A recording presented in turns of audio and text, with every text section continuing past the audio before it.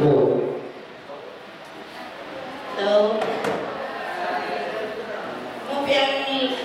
mupiyang labi kong tanan, mga kasimano. Ito na magandang gabi sa inyong lahat, mga kababayan. Ito na kuntar, katutubong Katbanwang Abulan. Ito ang kuntar ng mga katutubong Katbanwang ng Abulan. Masasaksihan natin ngayon kung paano isinasagawa ang iba't ibang aktibidades. Ang una ay ang pagluluwag ng haray o ang pagtatanim ng palay.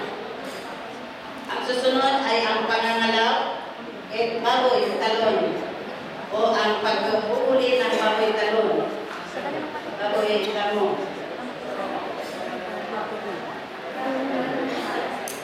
Ang susunod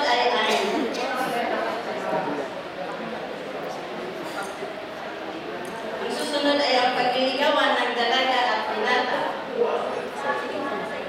At pagkatapos noon ay ang pag-aaway ng dalawang binata muna magkaribal dahil sa kanilang pagliligaw sa dalaga. At ang uli ay ang paghahandog ng bande o dore. Basta natin mga kasama kung paano nila ginagawa ang pagluluwag ng palay o